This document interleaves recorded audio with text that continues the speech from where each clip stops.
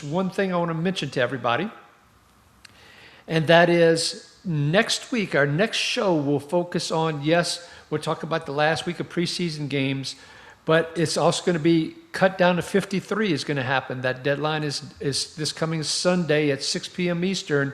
So we'll give you reactions, recommendations. We may even go through some depth chart stuff for you all, particularly for in deeper leagues. So plan on tuning in. We're going to have a lot of great info next week. Let's move to the NFC North now. And let's start off with the Chicago Bears, who actually played most of their starters. Most of them only played one very long series, very long time-consuming series. But then a few did stay in, and we'll talk a little bit about that. But DeMarco Jackson started at the mic, the middle linebacker, the green dot, etc. Devin Bush started next to him. And then when they needed a third linebacker, they went to Jack Sanborn. Now, TJ Edwards was held out again. So when Edwards is back in, we do expect Edwards and Bush as our starting 1 and 2. DeMarco Jackson as your number 3, and your Sanborn as your number 4, kind of backing up all of those guys. Now, Nefi Sewell, who went in for DeMarco Jackson, as a side note, did get put on IR today and is out for the year for those of you that are in deep dynasty leagues.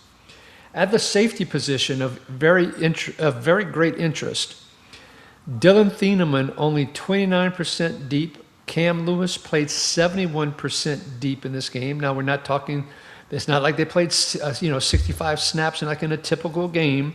This was in the 10 to 15 range. I can't remember the exact numbers when I did these calculations, and I didn't write them down, sorry. But Sean, we've talked about how the Dennis Allen scheme isn't good for safeties, but if Thieneman is only playing 29% deep and 71% close to the line, if that's how it shakes out, does it give you a little bit more faith in him right now? It gives me hope, for sure, which I was kind of low on him already. But, it is encouraging. I still don't expect really big numbers from him this year, but it's definitely trending the right way if this holds up. Now, Xavier Woods came in with the second team once again. He had a little bit of injury coming out of the game, but it was good to see him play. Elijah Hicks got activated from the PUP today. Sean, I have a hypothesis. I want to see if you agree with it.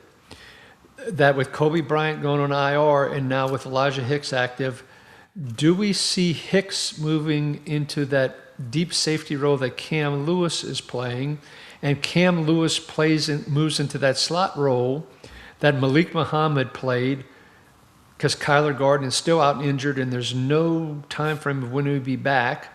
And Malik Muhammad, by the way, has no experience playing the slot other than what's happened with the Bears these past couple of weeks. So Thieneman and Hicks at safety, with Hicks playing more of the deeper role, the buyer role from last year, and Cam Lewis moving to that nickel role. What do you think about that hypothesis? I think that'd be great for this team. Hicks has familiarity there with the team. He's been there for years now. He knows the scheme, so it won't take him long to get ramped up and to get back into the fold here. So, yeah, him being the deep, Thieneman up close, Cam Lewis as your monster in the slot. So that's the guy to target here. Yep. Now, Tyreek Stevenson didn't play in this game. Not sure why. I haven't seen any major injury reports, but I'm guessing he must have been banged up a little bit. So Johnson and Muhammad did start on the outside. Jalen Johnson, that is. And then Malik Muhammad did move into the slot, and they brought in a gentleman by the name of Dante Manning, who might make the team, give or take, but he was the next cornerback to come in. So the Bears are in a little bit of trouble at cornerback.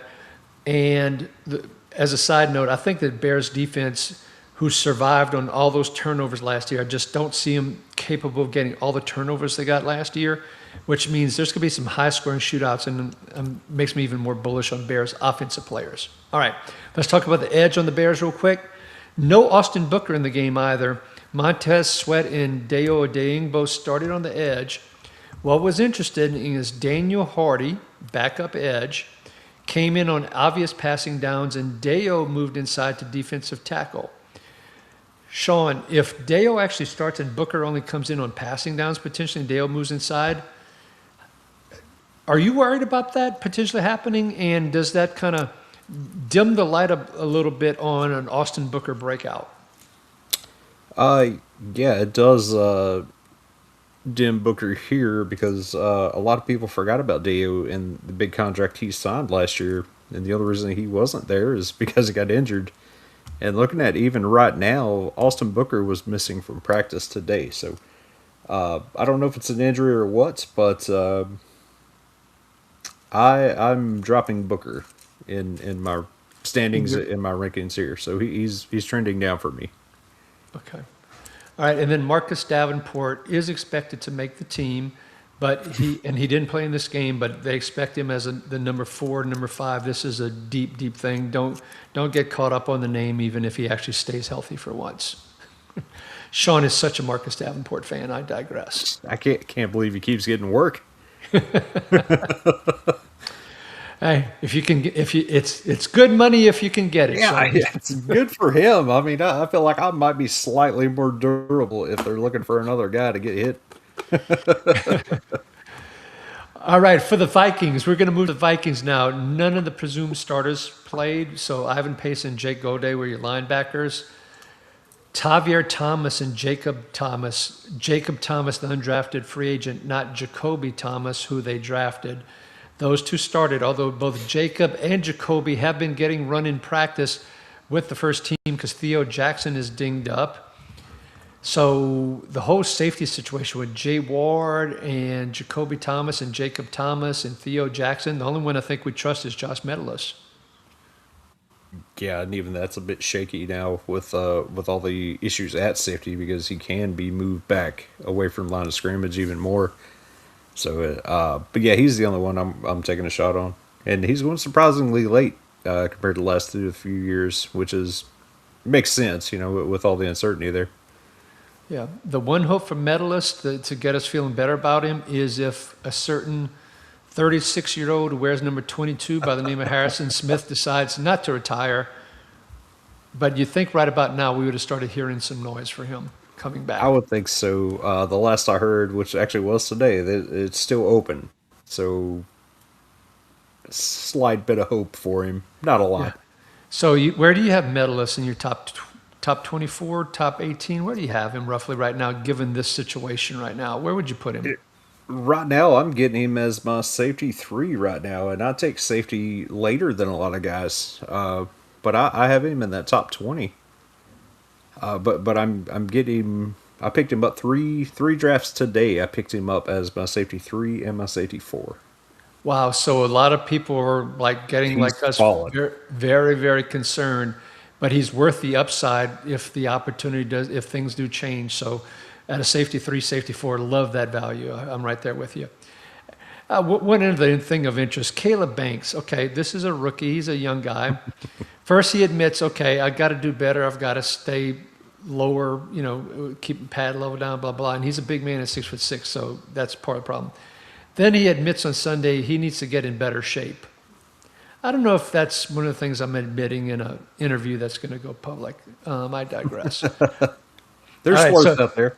Yeah, but he was a bit of a risk when the Vikings drafted him. So for dynasty perspective, folks, the reason I brought that up was I don't know if I'm holding a roster spot for him in dynasty. I'm just leaving it at that. Okay. For a defensive tackle, I wouldn't recommend taking up too much, taxi squad room anyway. For defensive tackles or cornerbacks. Yeah. Right. Okay. Great call out, Sean. Okay, moving to the Packers who play their starters basically for the most part, basically 2 full series. Zaire Franklin and Edgerrin Cooper were basically on the field. They played every play. The one thing I'm still worried about, Sean, is I did see Cooper on the edge for a couple of plays to help with the pass rush, not blitzing from up the middle. That made me very nervous if that's how they're going to use him.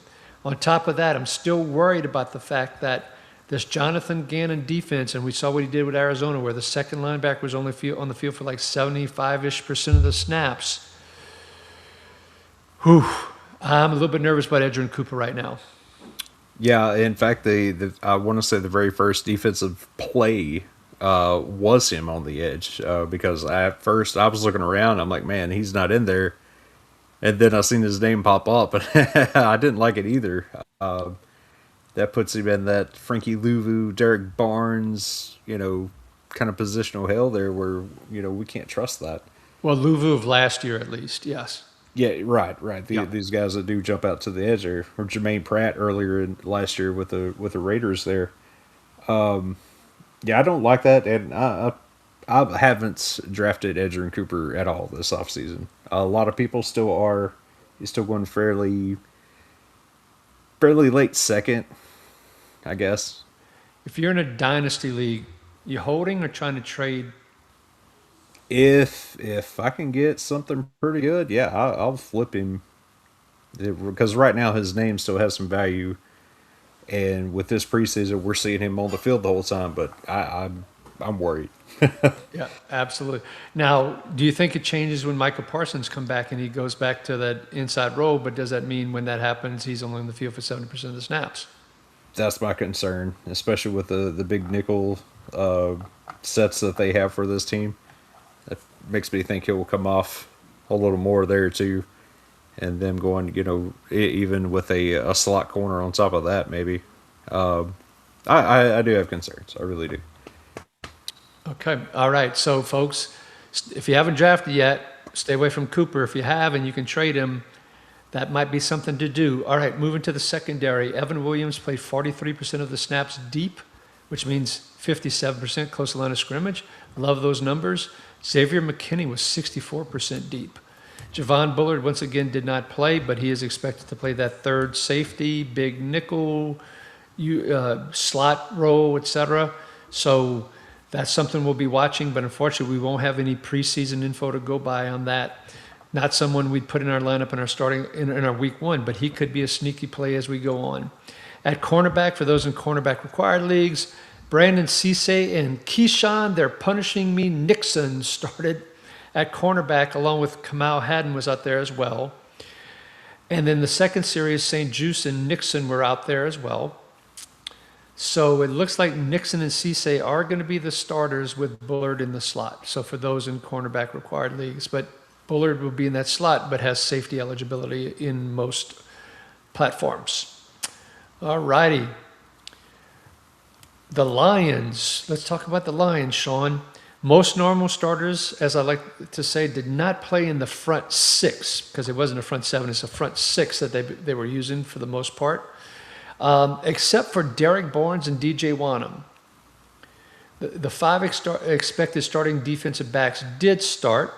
Those five are DJ Reed and Rock Yassin at cornerback, Christian Izzian in the slot, who has safety eligibility, by the way, and he's kind of playing that Brian Branch role.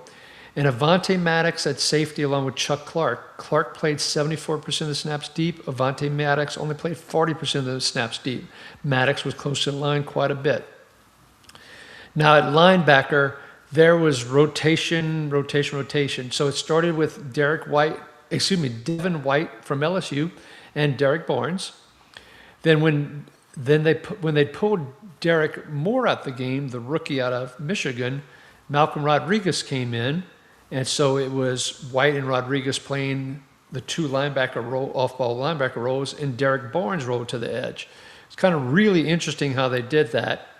Then a little bit later, Barnes was on the edge with White and Rodriguez as the linebackers, and it's just this hodgepodge of stuff. So the net of all this, but Devin White appeared to be in the Jack Campbell role. So I'll stop rambling and we'll get to this. Sean, how the line with all that kind of mismatch, how did the Lions linebacker? Do you think this plays out based on this latest stuff that we watched in this preseason game? I'm still hoping Devin White gets the Anzalone role and becomes a full-time linebacker. That's still my hope, and I'm drafting him that way as my LB6 again this year. I do think Barnes will play similar to the way he did last year, whether more of a base, he'll be up there as a third linebacker, and then at times he'll drop down to the edge. Again, I do think that's his role. He's pretty much defined that last few years, whereas Trevor Nowatzki is his backup. He does that same type of stuff. So I think that's still a role. I think a lot of this is just kind of base stuff where they're not trying to show too much of it. But that's what I'm expecting. I think Devin White comes in and is the LB2, and if not right away, it'll become that way soon. Yeah. Now, Malcolm Rodriguez and Trevor Nowatzki both played into the second half where the others didn't. So I'm with you.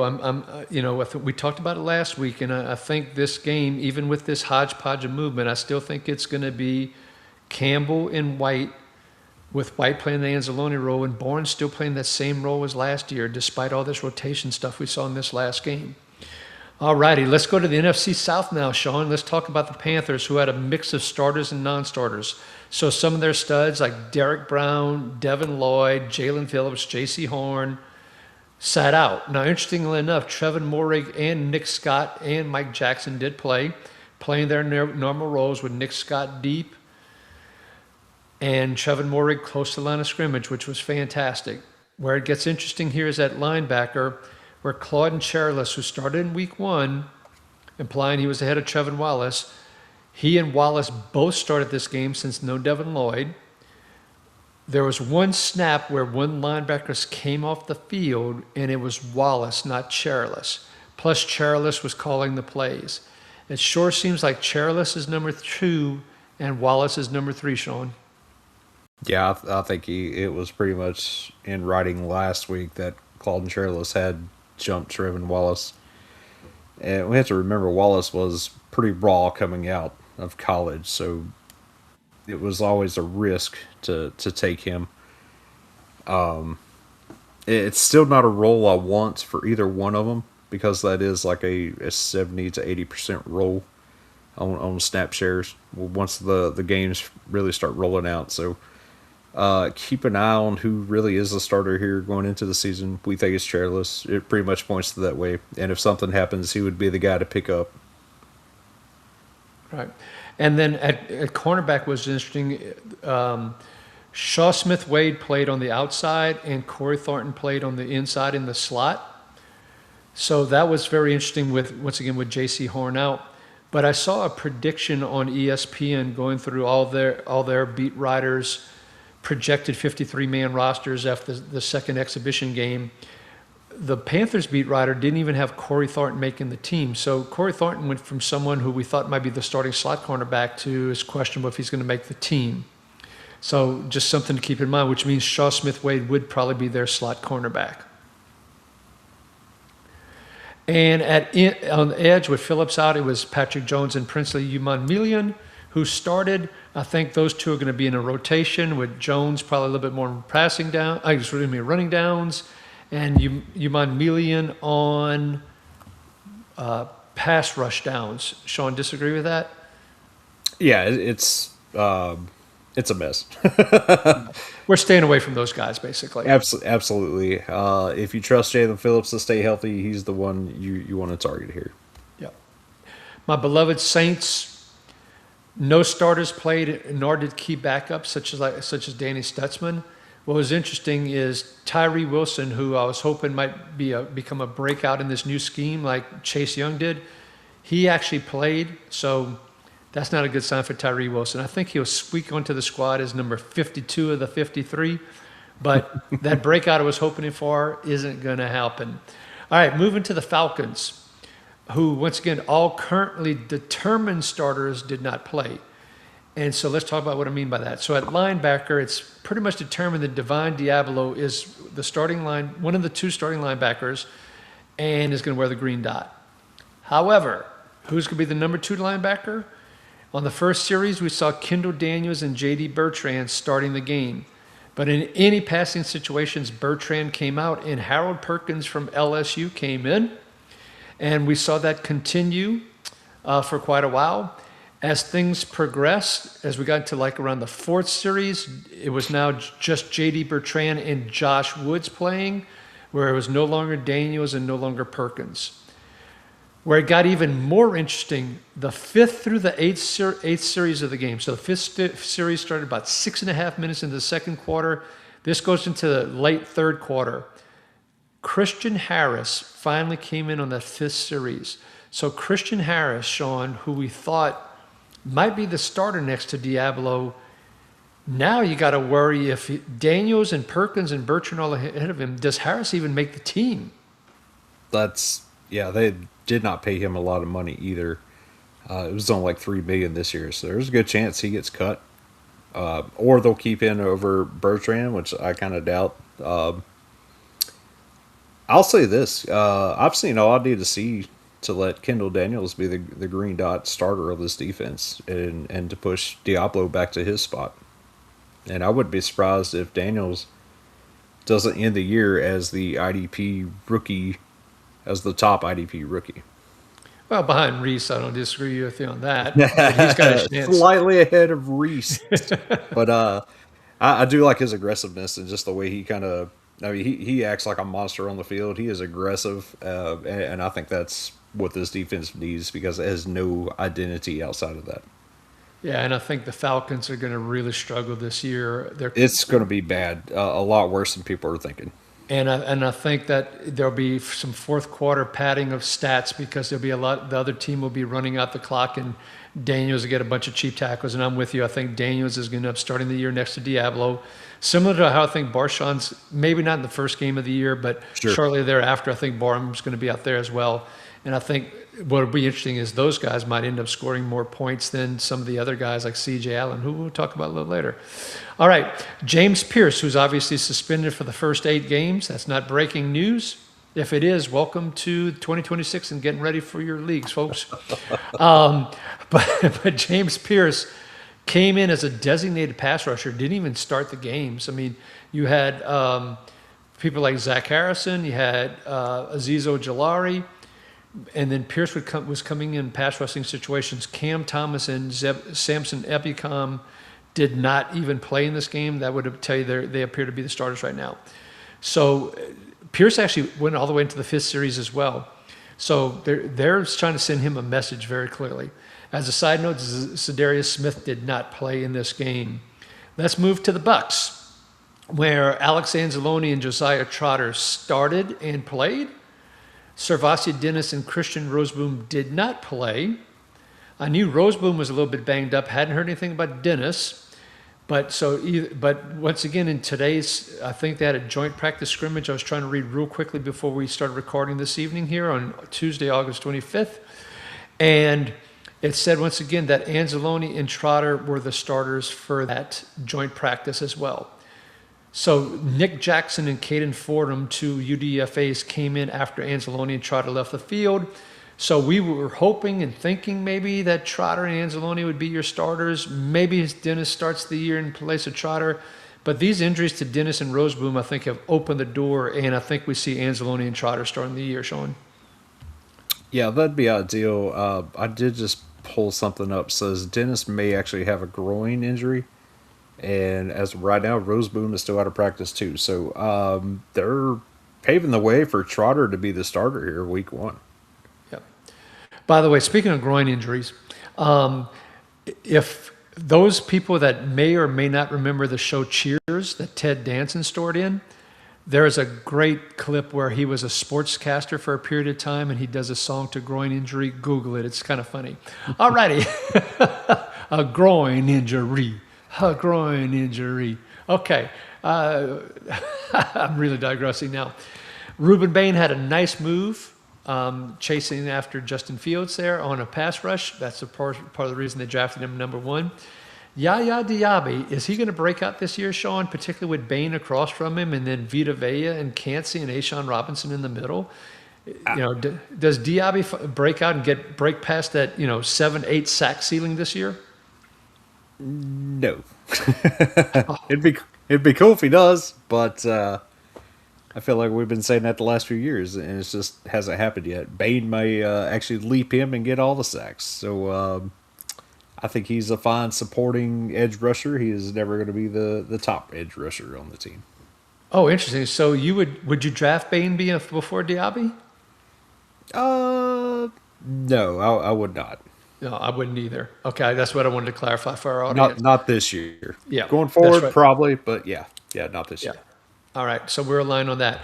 As an FYI, once again, they didn't play a lot of snaps. I think it was around 6 or 8 snaps. I can't remember exactly. I think, but Tyke Smith played 17% of his snaps deep. Antoine Winfield played 50% of his snaps deep, which was interesting considering Winfield was talking earlier in the preseason how they were going to move him all over the place. Which, this being preseason, they're just running a lot of base stuff here too, so that could still happen.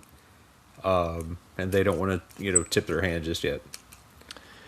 And Benjamin Morrison, for those in cornerback leads, has returned to practice, as we talked about a little bit last week, but it sure looks like it's Zion McCollum, Jacob Parrish, Keontae Scott are going to start on the outside.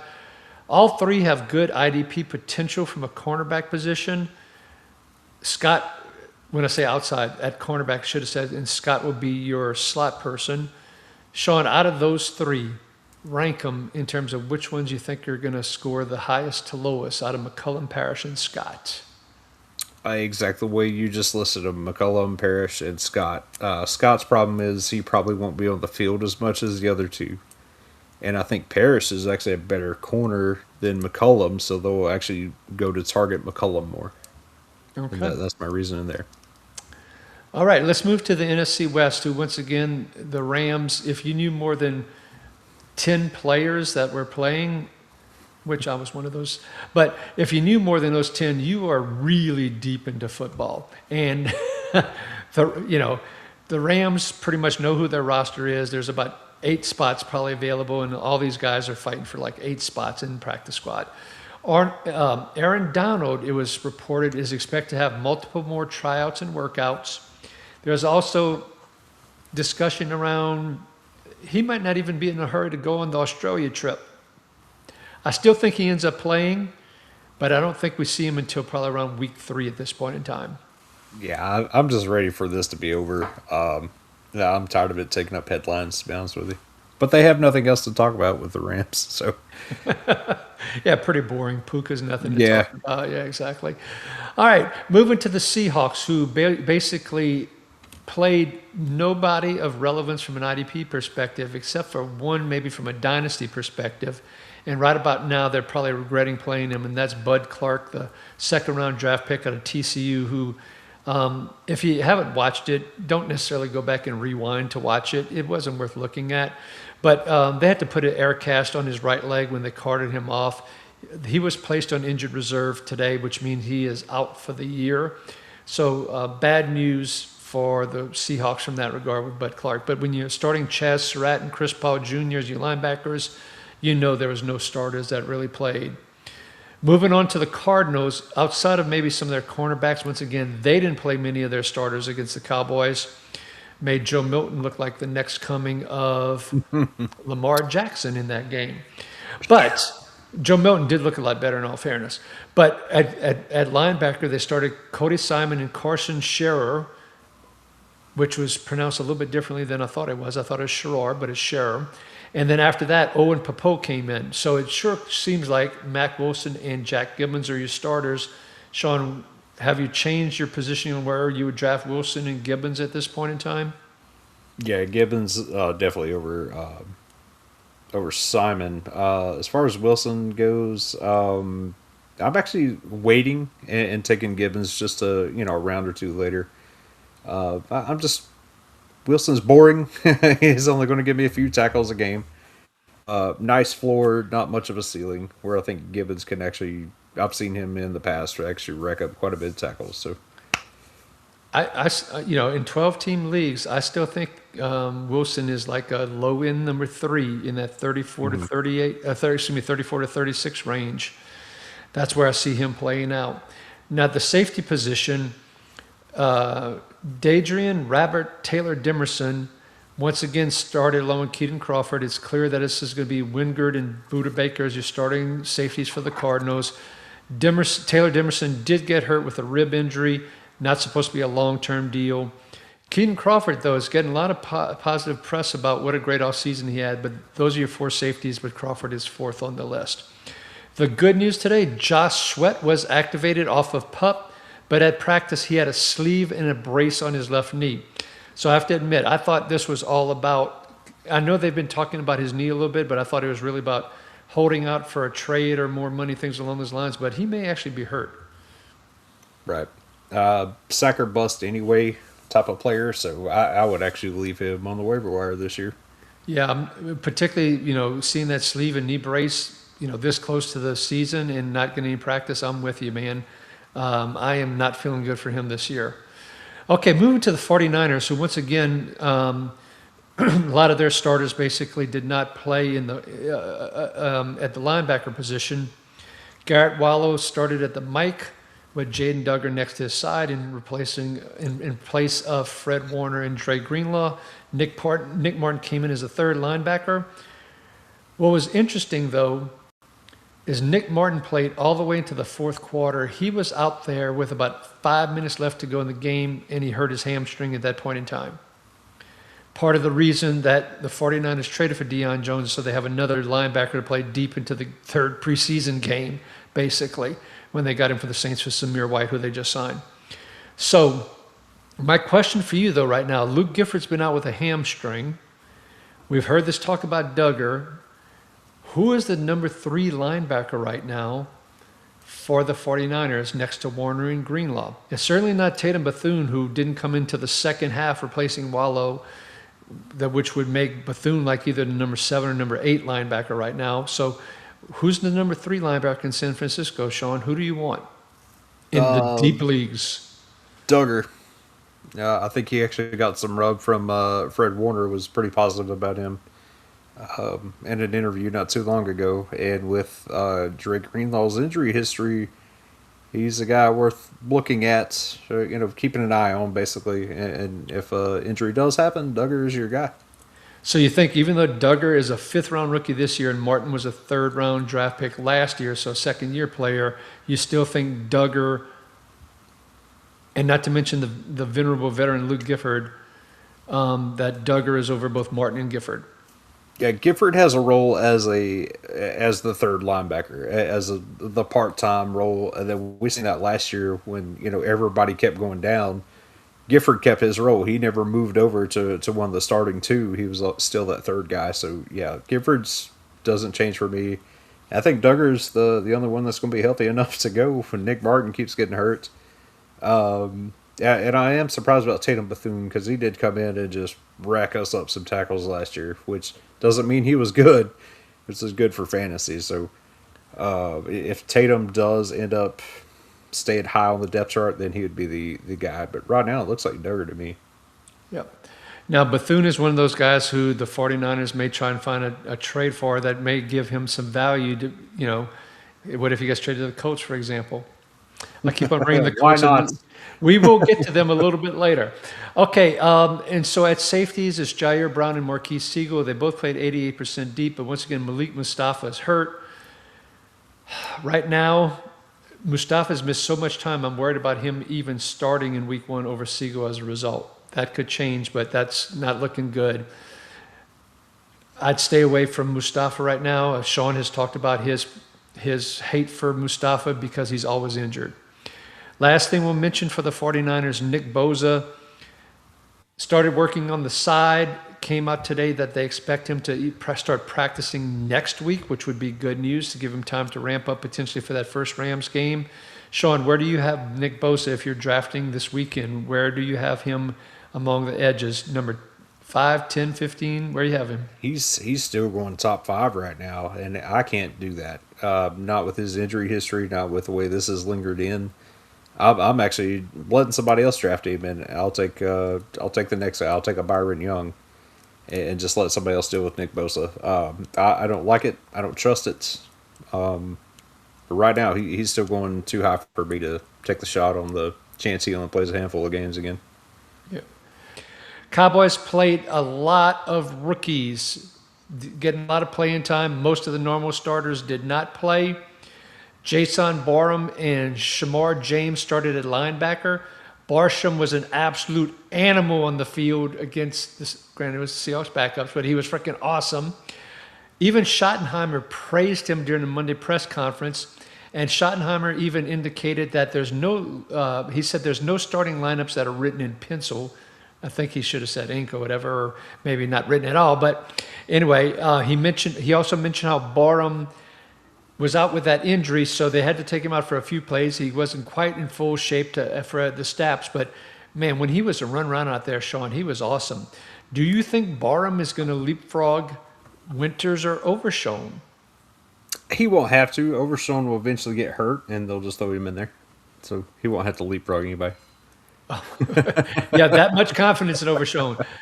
I Sure. would not. I would not be surprised. And they, by the way, they let him wear the green dot and call the plays, which was also very interesting as well. But I would not be surprised to see him, if he continues to practice like this heading to the season. I think D. Winters gets bumped out of the starting lineup for Barham. What do you think, Sean? If Overshown is still healthy, but I really do have major concerns about Overshown's health. Is why I make that joke. But I really haven't seen anything out of Overshown or heard anything overly positive either. So if he's wearing the green dot, that's kind of where Overshown is. So maybe. And until this year, Overshown was not the green dot wearer. He was more the will or the number 2 linebacker. And so maybe they move him around a little bit. But this is going to be interesting to watch. But for Dynasty, we talked about Dynasty. If Barham's available, go get him, folks, if you haven't yet, and stash that guy on your rosters for sure. Okay, the only other thing we'll mention here on the Cowboys, Malachi Lawrence and James Houston were your starters at defensive end. Then it was Sam Williams and Lou Fowle. As I mentioned, we're going to talk about 53-man rosters and depth charts some next week and all. Lawrence and Houston look like the favorites to make the roster. Once again, in deep dynasty leagues, you could probably let go of Williams and Lou Fowle for other options. All right, let's move on to the Giants. No Tremaine Adams this past week. It was Micah McFadden once again, the second week in a row that Tremaine Evans didn't play, and it was McFadden and Arvell Reese. Reese came out after 2 series for Jack Kelly. Reese just looks so good. I've been preaching it. I've been saying it. He is my guy for the defensive rookie of the year. Not C.J. Allen, not Jacob Rodriguez. He is the one, guys. And we're going to talk about the Colts and C.J. Allen a little bit later, okay? Now, after last week not playing at all at the cornerback, and this is for cornerback-required leagues, Greg Newsom and Paulson Adebo, both started. Both had been seeing second-team reps during practice, but both of them moved back to the starting lineup. Deontay Banks came in for Greg Newsom on the 3rd series. Adebo stayed in, played all the way through the 5th series. That would imply Newsom is the number 1 cornerback, followed by Adebo, and Deontay was injured, did not play, but did return to practice early this week. By the way, as I mentioned, we're recording this on Tuesday, August 25th. Now, it's safety. This is where it gets really interesting. And Sean, we're going to talk about Tyler Nubin in a second. So it started with Tyler Nubin and Jason Pinnock. They've continued to hold Jevon Holland out. That's the 2nd week in a row he has not played, so he's clearly the number 1 starter there at safety. But then Ardarius Washington came in for Pinnock on the 3rd drive. Then Pinnock came in for Nubin and played with Washington. And then it was Nubin in Washington, and then in Washington. So all that says, it feels like there's a 3-way battle going on for the role next to Jevon Holland. Sean, who do you think wins it between Washington, Nubin, and Pinnock? I'm not sure which is the appropriate term. And even if you think it's Nubin, I think last week we talked about this a little bit, but boy, it's hard to trust Nubin right now as well. Yeah, I'm not drafting Nubin, and I don't recommend anybody else drafting Nubin. F50s, to be honest with you, going to pour into the season. This doesn't end in here at the preseason. This will be a rotation throughout the year, almost certain. It might be rotation during the game, might be rotation from game to game. It's going to be ugly. Yeah. Okay. Is that what we call butt ugly? Okay. Yeah, it's like a safety by committee right now, and it's terrible. All right. So there you go, folks. Stay away from Tyler Nubin. All right, moving on to the Commanders, where the first series they had 2 plays, forced a fumble. In the second one, it was recovered in the end zone for a touchdown. And that was the extent of a lot of the key starters playing, such as Frankie Louvu. So Sonny Styles and Frankie Louvu started. Louvu called the plays. In the second series, Louvu came out and Leo Chenal came in. So that implies Frankie Louvu is the main guy, followed by Styles, followed by Chenal. Sean, I talked about Reese over Styles. They also had some plays where there are some questions about was Styles doing what he needed to be doing and so forth. How are you feeling about Styles right now? Yeah, I mean, he looks like a rookie, and that's stuff that could be corrected as the season goes on. But yeah, not as impressive as some of these other guys, for sure. But that's also part of the reason we also tend to give guidance about being careful about rookie linebackers. I know I'm on the Arvell Reese bandwagon, but I'm not saying pick him in your top 12 right now either.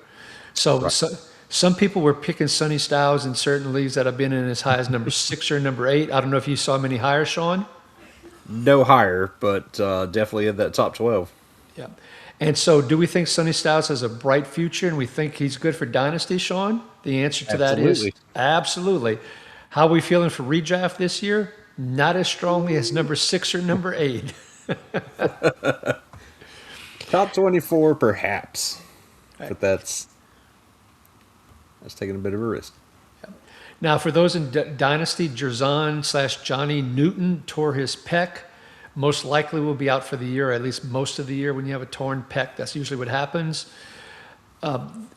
Odafe Owe and Calevon Chason are out with injuries, but they are absolutely expected to be the starting edge players, and both have been doing very well in camp so far, but they're just out with some minor nagging injuries. Dorrance Armstrong is still ramping up. He is suspended for one game, as a reminder, so he'll be out for the first game. So the one thing we want to be careful here, Sean, is when we get to game 2, does Armstrong maybe usurp, meaning replace either Owe or Chason? I'm familiar with that one. For our audience, I want to be careful here. I don't think he overtakes any of them, but I do think he gets a piece of the rotation. All edge rushers pretty much come off the field, minus guys like Max Crosby. But he'll get some playing time, but it's not going to be significant. Yeah, Armstrong 35-40%, particularly coming off the knee injury. That's Right. what I would think roughly, which is not playable when that's your snap count at 35 to 40%. All right, at the safety position for the Commanders, some news today. Will Harris was released. We already knew that he was behind the 8 ball, behind Quan Martin, behind Nick Cross, who they signed, and of course Jeremy Reeves. So I think they just did him a solid to give him a chance, since he is a veteran, to try and find another team here. But Nick Cross and Jeremy Reeves are your safeties. Nick Cross is who you want, Sean, and Jeremy Reeves is like deep. Yeah, very deep. Kind of projecting him to be the deep safety here. So, yeah, surely you can find a better option out there. Okay. All right, let's move to the Eagles real quick. No starters played. Jeremiah Trotter and Smail Munden started at linebacker. Jihad Campbell did not play. That would certainly imply that Campbell is the clear number 2 next to Bond, Sean. Absolutely. I really didn't have any concerns here. I thought last week was more telling of just him missing all that time in camp, and he just wanted to get some reps in to kind of speed him up a little bit. So I'm not worried here. Okay. And then the last thing we'll mention is Michael Carter and Andre Sam started at safety again. Andre Sam from LSU, got to call that out. Implies once again that Epps will be the starter next to Makuba, although we're not excited about either one of these two safeties for the Eagles, right, Sean? No, not with that too high scheme there. Keeps them out of those tackles that we so desperately need and love away from the line of scrimmage. So, yeah, look elsewhere. Now let's go to the AFC East and talking about teams who might be adding to their linebacker depth. So right now, Chad Newman is still number 3, KJ Britt number 4. None of the starters played for the Patriots. I should have mentioned that first. There's concern that the lack of depth, and so this would be a team that I could see looking for linebackers to add. The defensive line coach or the edge coach for the Patriots talked about Gabe Yakas. I forgot if it was yesterday or earlier today. He said he's a physical freak. He's got the brains, basically. I'm paraphrasing. And he's a mean SOB. Once again, this is Ricky paraphrasing. So from a dynasty perspective, those are some great traits to keep in mind who might be worth stashing on a taxi squad. Not much more to talk about the Patriots other than Harold Landry has still not been activated off of PUP. And we talked about it a little bit last week, but Landry might be in the same boat as Josh Sweat, that we're staying away from him at this point, huh, Sean? Yeah, I haven't come anywhere near him, and all the leagues I'm in, he's dropping quite a bit. He's going as one of the last edge rushers being drafted in a couple. So that's pretty telling. These are guys that know their stuff too. So everybody's worried about this. Yeah. I will mention one other thing about the Patriots, and that is if they traded Kayshon Boutte and acquired Jalen Reed, who, even though he was a sixth-round pick last year, performed very well, and he can jump into the number three safety role, but it's clear that Vrabel needed one more booty call with this trade of Kayshon. See what I did there? Low hanging fruit, Ricky. First, look, with the Bills, our prayers go to Ed Oliver and his family. For those that didn't hear, his child had an accident of drowning. I think the child was 2 years old. Can't imagine losing a child. And if anybody out there has happened to him, condolences to you all. But so Ed Oliver could be away from the team for a while. Not sure how long. So prayers to the family, but from an IDP perspective, it's something to keep an eye on if you're relying on him as your number one DT and defensive tackle required leagues. Once again, all predetermined starters did not play for the Bills defense, meaning there's one linebacker spot in particular that isn't filled. Terrell Bernard did not play. He's clearly the number one. A little bit of a change this week, where last week Dorian Williams went in first and Caleb Elam's-Orr went in second, the fourth-round rookie. This year it flip-flopped with this week it flip-flopped with Elam's-Orr and Keontae Jenkins starting and playing the first two series. Then the next two series, the third and fourth series, Dorian Williams and Joe Andreessen played. In the fifth series, then it was Jenkins and Andreessen. So some people are starting to jump to the conclusion that, okay, Elam's-Orr was ahead of Dorian Williams this week, so therefore he's ahead of Dorian Williams. My hypothesis is they just flip-flopped him to give him equal chances of playing first. Sean, what's your take on the Elam's-Orr versus Williams, and which one are you drafting first right now? What everybody seems to be drafting first is Elam's-Orr, and I don't think they're wrong to do that. I just don't know that it's going to pay off for a while, because I can see this being a bit rotational at the start, and that's my concern there. But he's had a fantastic camp. He's been all over the place there, so filling in for both positions. I think he's probably the one I trust the most out of the Bills linebackers. But again, I wouldn't take him early, and he's not going super early, but he is going before Williams. So you trust him more than Bernard, just to clarify what you just said? I have a hate relationship with Terrell Bernard, just based on injury and low production. That's another guy I avoid. I know I say I avoid a lot of players, and I do. I could pull up all my drafts if everybody wants to see them, but these are guys I don't want. Their history is showing me negative things. Yeah, because of Bernard's injury history, because of Dorian Williams' potential performance concerns, not to mention he has had some injuries himself. I actually, in one deep dynasty league, picked up Keontae Jenkins and put him on my taxi squad on that league. So that's not a terrible idea. He'd be the LB4 right now. Exactly. And Andreessen is purely special teams, and that's where he'll stay. Okay. All right, let's move to the Jets, where this week we had a new starting safety next to Minkah Fitzpatrick, and that was Dane Belton, who started ahead of Andre Cisco. Cisco started week 1 preseason game, Belton week 2. By the way, Fitzpatrick only played 44% of his snaps deep, which is fantastic. Dane Belton played 63% deep. The thing about Belton, that's not his strength. He is more of a tackler, better suited to be closer to the line of scrimmage. Cisco came in 2 plays or 3 plays after he came on the field, he got an interception when he did come in. So, and then later on, when Belton did leave, so Cisco came in for Fitzpatrick, and then later when Belton left, Malachi Moore came in. So it's clear that Moore's number 4 right now. Belton, Cisco, or neither right now, Sean? I'm picking up Belton as a kind of last round dart throw at safety. Watching him play, Belton goes for the tackle. I mean, he is running towards the ball. Cisco is more of a drop back, ball hawk, go for the interception type guy. He's not really looking for the physical hits and everything. Belton is. He runs up there and gets it there like a linebacker, and I really like that.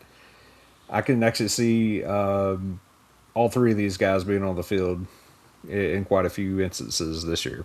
And where Cisco would be the deep guy, Mika's basically your third linebacker, and Belton could be playing up on the other side of the field as, more of a box safety there too. So this on paper, this is a fun looking defense. It may not translate to IDP the greatest. Minka is a steal right now at his ADP, and I think Belton's worth a late round dart throw. All right. Thank you, Sean. Now, Jarvis Brownlee is your slot cornerback right now. D'Angelo Pons has missed so much time. I just don't see him not only starting the year, but I think Brownlee is good enough to hold him off all year. And then they had Azariah Thomas and Brandon Stevens starting on the outside. And of course, they had Demario Davis and Jamin Sherwood starting at linebacker. Sean, how high do you have Sherwood right now? I have him as probably 15 to 20, but he's going more top 12, top 10. And then, so I actually have no shares of him right now. I'm actually getting Demario Davis as my LB 3, 4, and I feel a little better about that value based on what I've seen.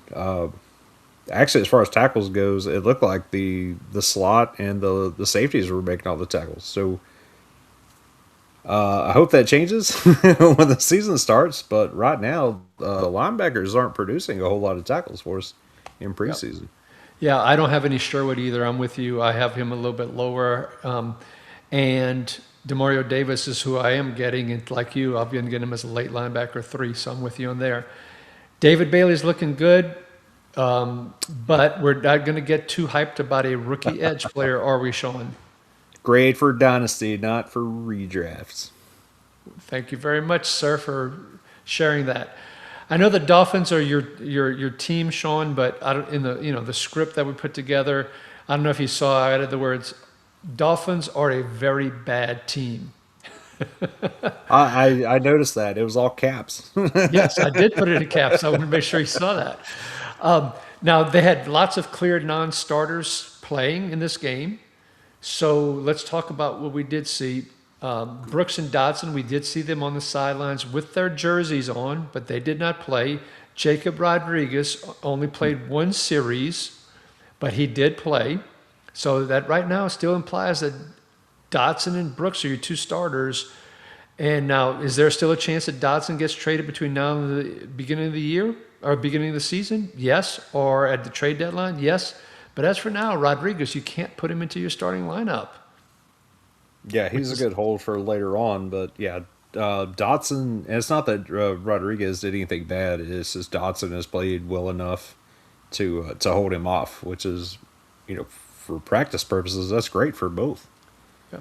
I would say that the drafting of Rodriguez might have lit a little bit of a fire in Dodson's tush there. So, keeping it clean, I was going to use a different word, but I didn't. Okay, so Ronnie Harrison, who is expected to make the team, by the way, started next to Rodriguez. And then when they brought in a third linebacker type, in some cases it was Trey Moore, in some cases it was Kyle Lewis.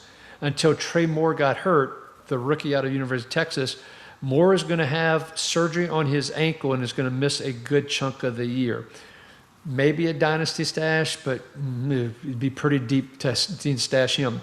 When I saw Kyle Lewis on the field, and by the way, they then used Kyle Lewis some at a safety role as well a little bit later. But boy, Kyle Lewis looks small next to some of the other linebackers. Sean, I don't know if you noticed that or not. Oh, yeah. Yeah, he is definitely built more like a safety. Yeah, even a bit small for some of those guys. And he's getting the practice right now with the defensive back, so they're definitely trying to push him back to a safety instead of a linebacker. Yeah, and so the last thing I'll mention, Willie Gay, who last week played with the 4 or 5 series with whether it be Dotson or Rodriguez, all of a sudden he came in very, very late in the game, and it looks like he is toast. For those people, we all have our players that it's hard to quit in Dynasty. Cam Akers was one for me as an example. Willie Gay is another one for my IDP perspective. I think we can finally give up on Willie Gay, folks. Zane Anderson and Michael Taft started at safety, but what was surprising is Dante Trader was active. He came in for Anderson on the third series and played with Taft. And then Taft came out and Lonnie Johnson came in and played with Trader. And then Trader even went to the fifth series and ended up playing with Major Burns, the rookie out of LSU, who also played in the UFL this year. So, Sean, do you think Dante Trader is going to be behind Zane Anderson, Michael Taft, or it's just he's coming back from missing so much time and ramping up, and you think he will leapfrog these guys? Question number one. Question number two, do you want any of these safeties, Trader, Anderson, or Taft? For the first parts, I do think Trader ends up being one of the starting safeties to start out with. I do think that this is catching up on some of the injury stuff. And number two, Zane Anderson, I'm taking a shot in a few really deep leagues. And I've said this a couple weeks back that I thought Anderson would actually outscore Trader just with some of the bigger plays he's making. But I would be surprised if this room rotates around throughout the year, where we do see Lewis make a few appearances. Lane Johnson's probably going to get in there a few times. Taft. It's a bit of a mess. But Anderson's the one I've seen probably the mainstay at safety that I'm willing to take a shot on. But again, that super deep league probably really should stay away from this group. Yeah. Now, speaking of deep, Zane Anderson played 73% of his snaps deep. Mm-hmm. And now, by the way, these snap counts and the deep versus slot versus close to the line of scrimmage, blah, blah, blah, those are through PFF. So I got to give a shout out to PFF to make sure it's clear where I'm getting these stats from. Okay. Chris Johnson is well positioned for IDP value, the first round cornerback. Once again this week, started on the outside, but when they went to 3 wide and 3 cornerbacks as well, Johnson moving to the slot. Love when that's happening. From the scratching of my head, linebackers is pretty deep for Miami, yep. But they gave a tryout to freaking Kenneth Murray. I don't know what that's about. That hurt my feelings when I read it. As a Dolphins fan, I can understand that. Now, they haven't signed him yet, but I was really shocked to see that with, even Jackson Woodard has done well, but with the Harrison and the Lewis, now Moore did get hurt, granted, okay, but still, I was just shocked by that. My guess is it's a depth look if they move Lewis to full-time safety and plan on cutting Gay, that they might look at him to keep some, a former starter, first rounder or whatever. I think he was first rounder. Just to have that depth, and they may not sign him at all, and that'd be great too. Yeah. All right. So let's move to the AFC North, and let's go with the Bengals, who played no starters, and for perspective, Shaka Hayward and Swayze Bowman were the people that started linebacker. Bozeman is, by the way, getting a little bit buzzed, so but it's still Oren Burks is the third linebacker behind Carter and behind Knight. Brian Cook, the safety, has progressed to individual drills, so it sure appears that he will be okay as we get ready for the regular season. Moving to the Steelers. Second week in a row, Peyton Wilson starts next to Patrick Queen. Wilson did come off for one play in a dime situation. But other than that, he was on the field the whole time with Queen, and no other rotation kind of stuff happened. Cole Holcomb and Carson Bruner continue to be the number 2 linebackers. I expressed my concern last week. Sean wasn't nearly as concerned as I was, but I still am, by the way, with Elandon Roberts signing with the Steelers. Elandon Roberts did come in late in the second quarter. He came in when the 2-minute drill started, and then they took him out and put Bruner back in next to Holcomb. And then to start the third quarter, it was Holcomb and Roberts once again, and not Bruner. And then it continued on with Roberts and Jacoby Weinman. So you get the feeling right now he is the number 5 linebacker out of all of those guys. I'm still concerned about him becoming a platoon with Peyton Wilson, but Sean, you're still not, are you? No, Has anything changed for you? no, no. I still think he probably gets cut at the end of at the deadline here. Probably ends up being a practice squad guy is my guess. Just a former Steeler, former player for Patrick Graham, and just doing the guy solid, or else they would have brought him in sooner in the offseason is my guess. So you're not adjusting how you would draft Peyton Wilson? No, because Peyton Wilson is so far down on the draft boards that I'm actually taking a shot on him. He's down there with Devin White right now. I mean, he's going almost undrafted. Yeah, so if I can steal him that late as a linebacker 5 or 6, I'm with you Yeah, kind of thing. But that's where I'm getting him. but I would not be taking him as a late 3 or 4 where we saw him going a little bit earlier this year. Let's talk about the safeties real quick, where Deshaun Elliott returned and was nice to see him on the field in the game. What was not nice to see is that his alignment, where he played 74% of his snaps deep, and Rayshawn Jenkins, who started next to him, the journeyman safety, he is a professional football player, he only played 37% of his snaps deep. Now, that could bode well for Jaquan Brisker if Jaquan Brisker ever comes back from injury and he does take over for Jenkins, Sean.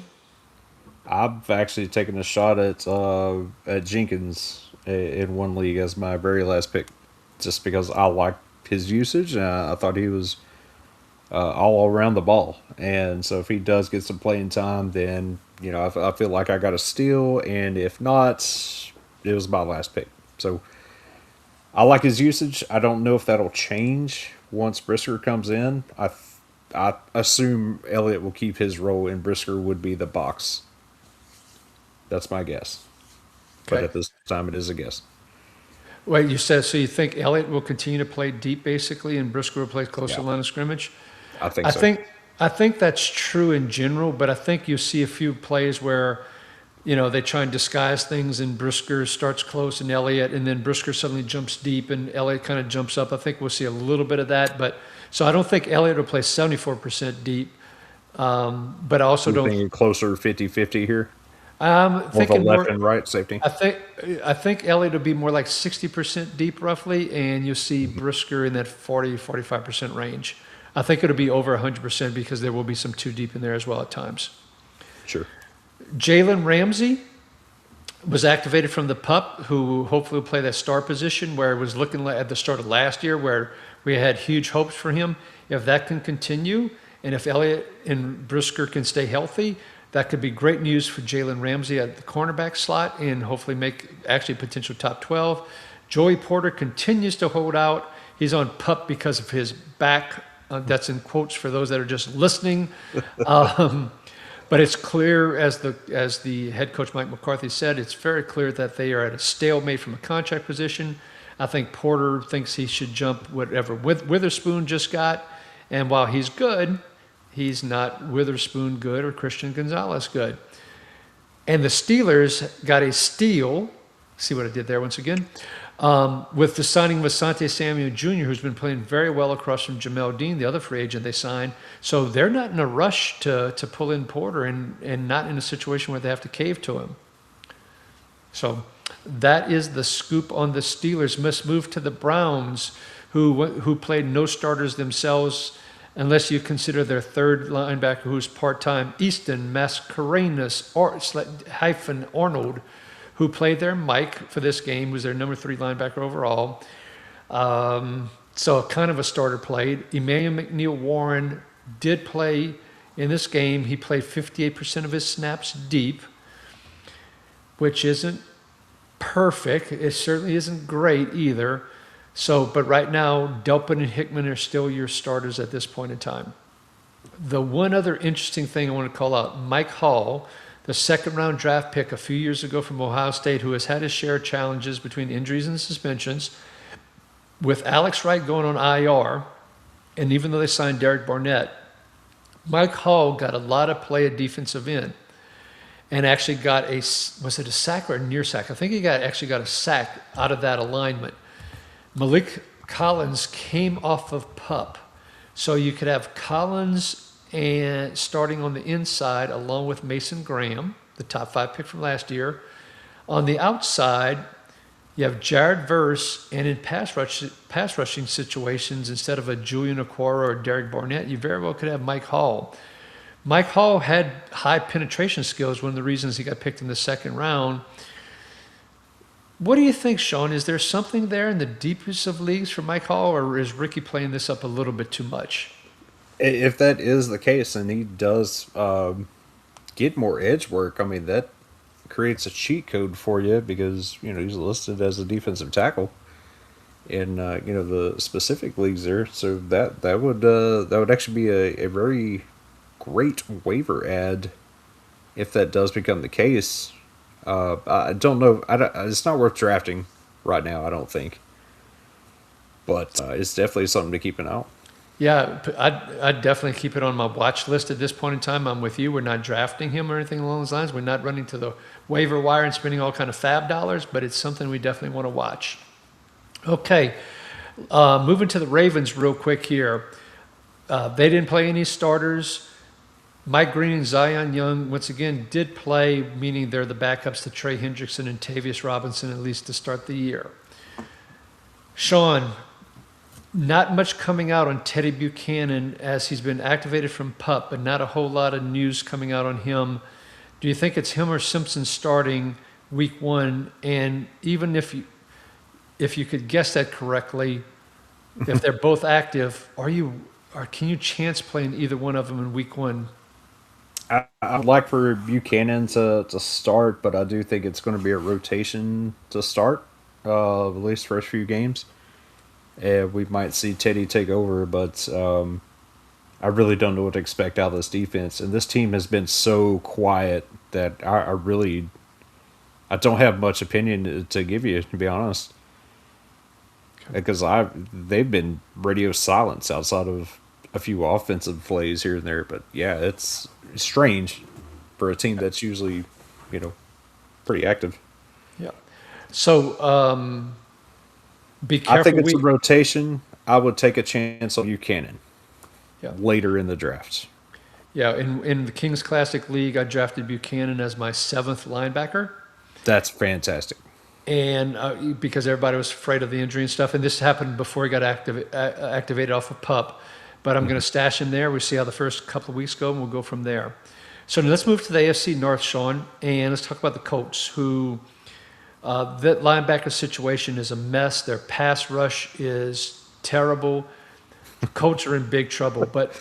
So Akeem Davis-Gaither did not play in this game, and it sort of implies that he's going to be one of the 2 starting linebackers. But they don't know what they have because in the first, 3rd, and 7th series, which means they went into the second half, Austin and J.K. and Jalen Carley's played the first, 3rd, and 7th series. The 2nd, 4th, and 5th series, C.J. Allen and Brian Betcher, the 2 rookies, playing that. There was a 49-yard TD run on that drive. C.J. Allen got caught up with a blocker and ended up getting pancaked on that one. By the way, in the 6th series, at the start of the second half, it was a combination of C.J. Allen and Jalen Carley's. And on that one, on the first play on that one, Allen got burned and was chasing the person he was supposed to be covering, trying to chase him down from behind, but one of the defensive backs got him. Carley's also got a bad angle, and Strand ran right by him by a touchdown. And then the 8th series, Betcher even still played with West Weeks, the undrafted free agent out of LSU. So what a mess at linebacker. As I've been talking about, C.J. Allen's going to really struggle in coverage. That linebacker 1 role, even if he gets it, in Lou Anarumo defense, isn't great if you're not generating turnovers and so forth, like Logan Wilson used to do. Sean, Tatum Bethune maybe gets up here. I think there's going to be a couple new linebackers that end up on this roster before we get to week 1 here. It's awful. I'm staying away from just about this entire defense. I see Anarumo getting fired at some point this season, or until he makes it to the offseason. But it's terrible. The only thing I had in my notes, which I had the back and forth series, is avoid all Colts linebackers because none of them looked good at all. I can't say that, hey, this guy stood out for this one play or this one drive. They all look terrible to me. For all those linebackers. Now, at the other positions, like most of the starters were out. So Hunter Wohler, who is the backup to A.J. Halsey, and this week only played 28% of his snaps deep. So if Halsey is ahead of him on the depth chart, which he is, the Halsey, that in terms of the use on the field, that is great news for him. We still don't want to get too rookie crazy, as we've talked about on earlier in the show here. But A.J. Halsey is someone that to take a chance on, but just not too early, particularly if that's going to be the type of usage where Wohler was only 28% deep. If Halsey plays the same way, you get those Nick Cross vibes, but we don't want to get too excited there. Well, the other thing of this is, who's wearing the green dot, and if that's Bynum, he kind of needs to be down there near the linebackers. So ideally, he would be the box safety, by that standard, and it's such a mess everywhere on this defense. Such a mess. Just DeForest Buckner, maybe, for Latu truthers out there, that's the only two you should be taking a shot on right now. All right. Maybe the occasional Justin Wally, but that's it. Okay. Moving to the Jaguars, who similarly, all determined starters did not play, predetermined starters. Ventrell Miller and Branson Combs started the game at linebacker. That is the one spot that is open in this Jaguars defense. Basically, they played the whole game together. There's one, let me rephrase that. When they were in the game, they played together for the most part. Combs wore the green dot. There's one passing down play where Ventrell Miller came off. Sean, who's your bet that's going to start next to Luakan in week 1, and which one would you draft or pick first? Branson Combs or Ventrell Miller? I think Ventrell Miller will get the start with him, but I do think Combs will rotate in, similar to the way they did with Lloyd and Miller last year. As far as drafting either one, the better value right now is Combs, but he didn't look the greatest out there either. So, if I'll take a shot at anybody, it'd be Miller, just based on the run stuffing. But I really don't like either one of these at all. Okay. All righty. Moving to the Titans. The Seahawks backups went through the first team Titans defense like a hot knife through butter. Cody Barton, Cedric Gray, and James Williams was the third linebacker. I do think after watching that game, though, that I'm going to regret not drafting Cedric Gray more, the way he was all over the field. At the start of Q2, which was the fourth drive, Anthony Hill moved into the Cody Barton role, and Gray and Williams stayed in the game.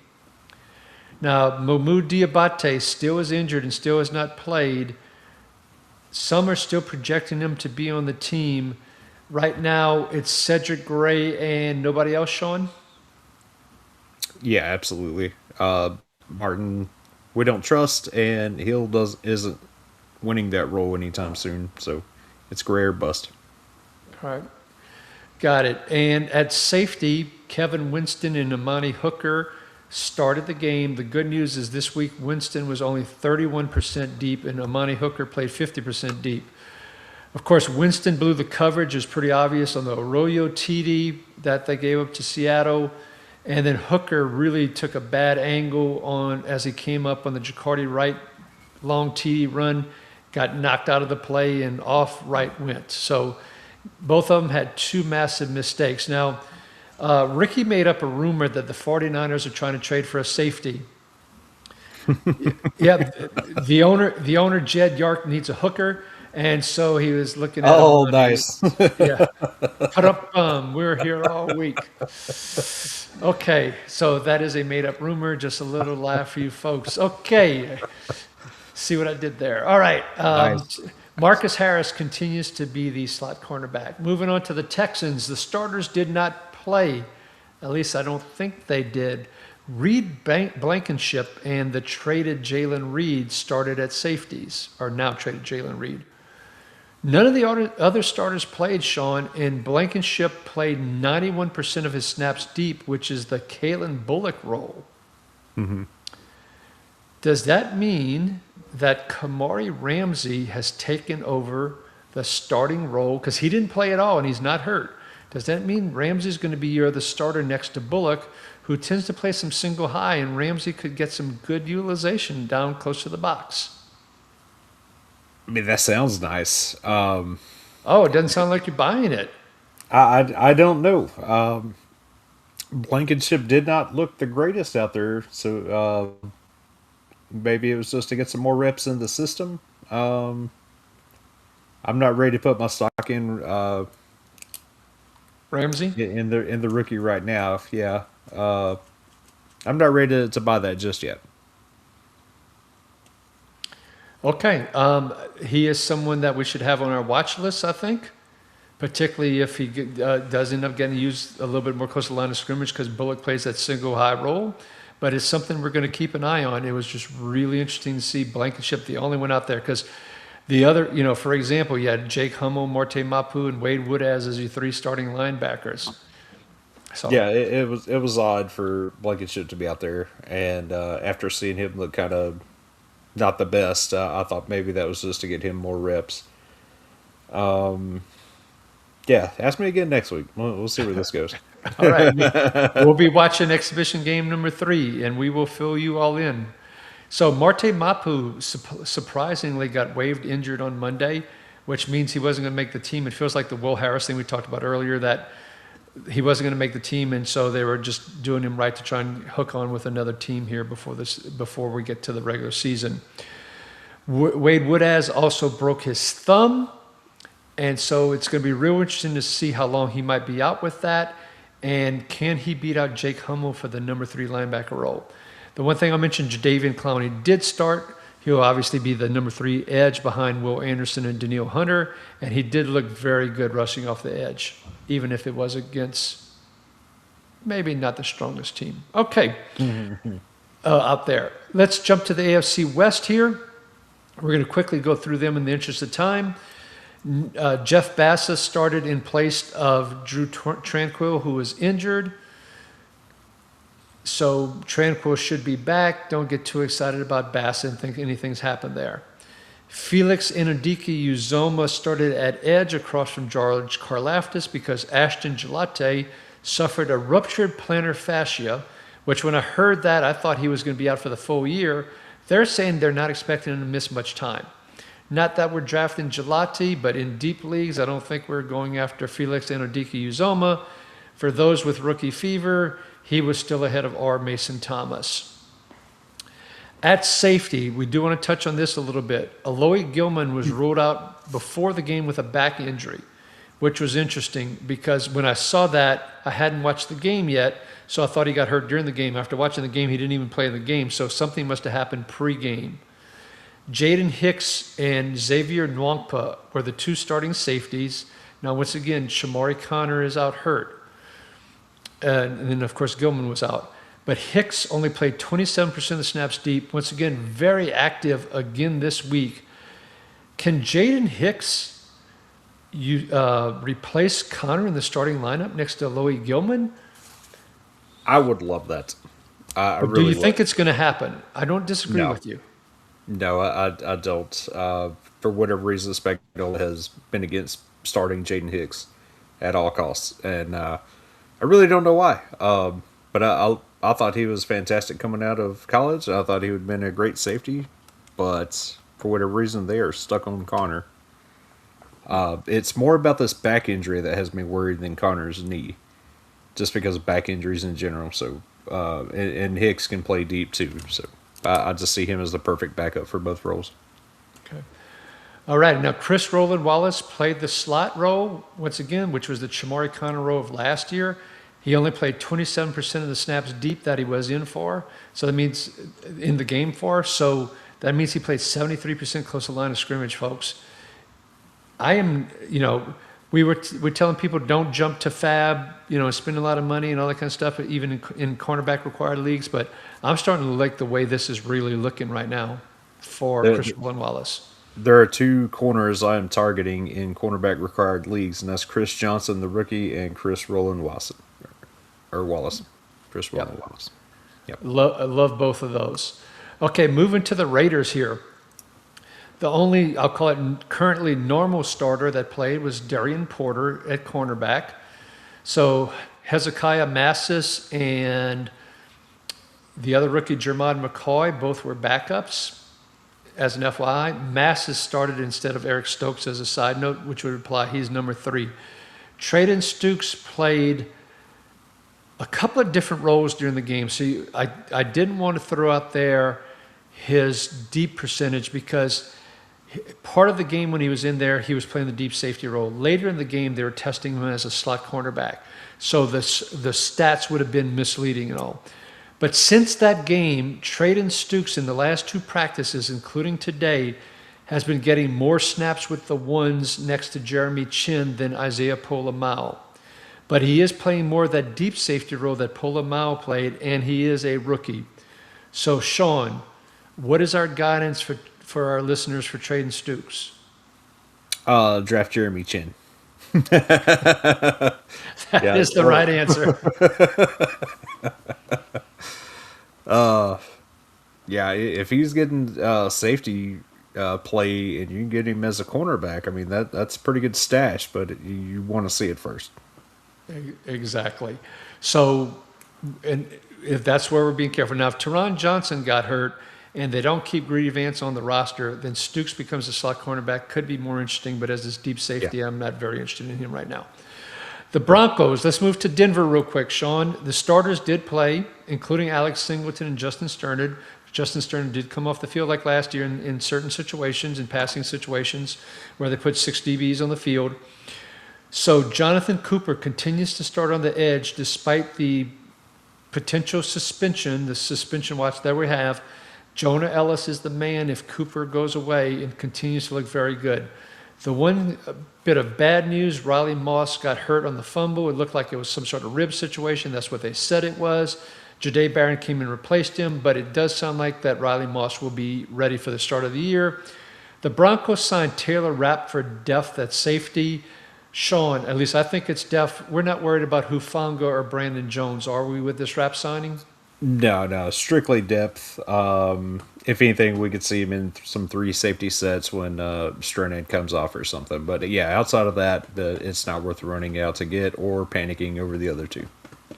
Yeah. So, and then as we saw last year, except for the period of time when Brandon Jones was hurt and they had other people playing safety, Talanoa Hufanga is the one target of the 2. He was once again only 32% of his snaps deep. Brandon Jones was 53% deep. If Brandon Jones is playing that close line of scrimmage role, we'd love him. Unfortunately, he is not right now. Okay. Let's move to the Chargers, our last team here of the 32. Most of the typical starters played, minus Khalil Mack and Derwin James. You still have Dalen Henley and Denzel Perriman as your 2 starters, with Perriman going off in passing downs for Troy Dye.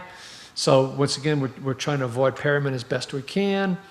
Junior Colson played 3rd team again. He did get a pick 6, so he showed up in the highlights, but probably won't make the team, will he, Sean?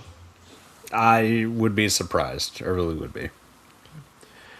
And then one other thing that was surprising at first was that Tuli Peloto and Bud Dupree started at edge. I'd have thought it'd been Tuli and Akeem Messidor, the rookie first rounder. Turns out Messidor nor Kyle Kennard played, so that's why Dupree was in there. I don't expect Dupree to make the team. I do expect Messidor to be the number 3 edge player. Do you disagree with that, Sean? I do. I think Bud Dupree is your number 3, and Messidor is the 4. But I do think both of those guys make the team. Okay, fair enough. All right. It's because of Khalil Mack. I don't expect Khalil Mack to be a full-time starter. I think he'll rotate with Bud Dupree. All right, I'll buy that argument as I think about it some more. At safety, once again, Derwin James did not play. Elijah Moden and Tony Jefferson were your safeties. Derwin James plays that third linebacker role anyway, so Moden and Jefferson will get a lot of playing time. In terms of pecking order, though, it looks like Moden ahead of Jefferson. As Moden came out, R.J. Mickens went in for him next to Jefferson. Now, during the game, when one of the big defensive tackles went out, because their starting 3 defensive linemen were basically all nose tackles, with Dalvin Tomlinson, Jamari Caldwell, and Tierra Tart. Those were your three defense linebackers. Defensive tackles. When one of them went off the field and they brought in the next safety was R.J. Mickens. But those are three big mamma jammas. Let me tell you, on the field, that's like, almost 1,000 pounds of manhood trying to stop the run. The reason I bring that up, though, is that could be much better news for Deion Henley this year. Yes, absolutely. Yeah, because you can't double team all three of them. You just the numbers you can't. The edge rushers are going to get there. It's almost unfair, to be honest with you. I think that can free up the linebackers because they'll occupy those blockers along with the edges. And so that could be good news for Henley this year. All righty, so that wraps up all 32 teams with our look at week 2 preseason games, our other IDP notes from practices, and our recommendations. Our next show next week will continue to focus on the exhibition games week 3 and more practice info, as well as the cut down to 53. We'll also probably impact of multi-tight ends on the value of slot cornerbacks this year and what that means in cornerback required leagues. So you want to tune in for that as well. All right, if you like this show, please give us a thumbs up on our new YouTube channel, the NFL IDP Advice Network. Please also subscribe to the NFL Network on the YouTube channel if you haven't done so yet. Sean and I have been watching for comments, questions, suggestions, so please put them on the show, and we will definitely respond to them. All right, give me a follow on Ricky Rod 66. Give Sean one on Sean 8386 on the Xer as well. Kind of the X and Twitter. With that, we'll see you in about another week or so with some more great information for you all. Thank you very much for joining us. On behalf of Sean Teague, this is Ricky Rodrigue wishing you, your family, and your friends great health and happiness. Be kind to one another, and we will catch you next time. Take care, everyone.